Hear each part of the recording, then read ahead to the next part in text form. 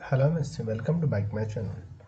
ठीक है, today is my topic hyper conjugation. Last video में हम क्रॉस कॉन्जुगेशन की स्टडी कर चुके थे और टुडे हमारा टॉपिक है हाइपर कॉन्जुगेशन। हाइपर कॉन्जुगेशन में definition: when carbon hydrogen bond directly attach with unsaturated carbon या benzene ring and sigma electron of carbon hydrogen bond move in conjugation, so it's known as hyperconjugation। मैं definition में बोल रहा है, जब carbon hydrogen bond directly attach होता है किसी अनसेचुरेटेड कार्बन से या किसी बेंजीन रिंग से। जो कार्बन हाइड्रोजन बॉन्ड होता है किसी अनसेचुरेटेड कार्बन से या बेंजीन रिंग से डायरेक्टली अटैच होता है और उसमें सिग्मा बॉन्ड का कॉन्जुगेशन होता है, मूवमेंट होता है। कॉन्जुगेशन मतलब मूवमेंट होता है, मूव होता है। तो इस टाइप के कॉन्जुगेशन को ही हाइपर कॉन्जुगेशन कहा जाता है। तो इसके लिए कुछ रिक्वायरमेंट होती है हाइपर कॉन्जुगेशन के लिए। तो requirement of hyper conjugation: compound should have sp2 hybridization of carbon. Every compound should be alkene, arene, carbocation and free radical. sp2 hybrid carbon should be attached with alpha carbon, and alpha carbon should have at least one hydrogen atom, and alpha carbon hybridization should be sp3। देखिए ये कह रहा है requirement of hyper conjugation में compound should have sp2 hybridization of carbon. Compound के पास जो carbon atom होते हैं उसका हाइब्रिडाइजेशन sp2 होना चाहिए। और sp2 हाइब्रिडाइजेशन किस कार्बन का होगा? जिसमें 3 सिग्मा बॉन्ड होंगे।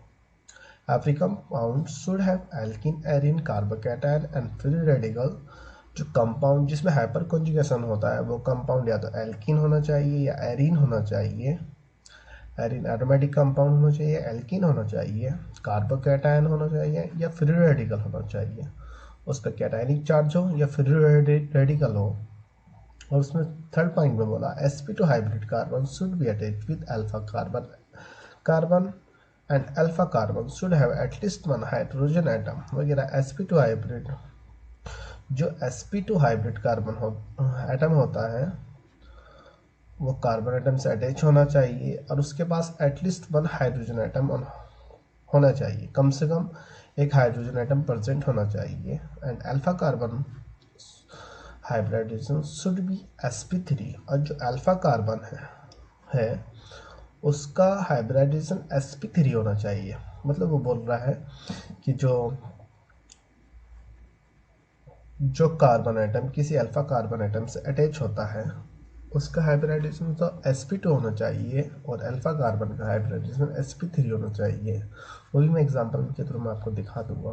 अब एग्जांपल sp2 एंड sp2 का मतलब जिस कार्बन पे के पास 3 सिग्मा बॉन्ड हो, एक सिग्मा बॉन्ड, 2 सिग्मा बॉन्ड और इसके साथ एक सिग्मा एक पाई बॉन्ड। कार्बन की वैलेंसी शेल में 4 इलेक्ट्रॉन होता है, 4 के साथ तीनों ने सिग्मा बॉन्ड बना लिया, एक ने पाई बॉन्ड बना लिया। sp2 sp3। अब sp3 जो ये एक अल्फा कार्बन है जिस कार्बन के साथ अटैच है और उसके पास at least one hydrogen item present हो। अल्फा कार्बन हो गया प्रोपीन, अल्फा कार्बन से अटैच है, उसके बाद 2 हाइड्रोजन आइटम है, इसका हाइब्रिड है sp3 क्योंकि इसके पास 4 कोवेलेंट बॉन्ड है, मतलब 4 सिग्मा बॉन्ड है, 1 sigma bond, 2 sigma bond, 3 4। Carbon की वैलेंसी फुल है। तो sp2 हाइब्रिडाइजेशन में जिसके पास 3 सिग्मा बॉन्ड है, 1 sigma bond, 1 sigma bond, 2 sigma bond, 3 sigma bond, एक ये पाई बॉन्ड है। sp2 1 sigma bond, 2 sigma bond, 3 sigma bond. इसका इसने हाइपर कॉन्जुगेशन स्ट्रक्चर को इधर शो किया।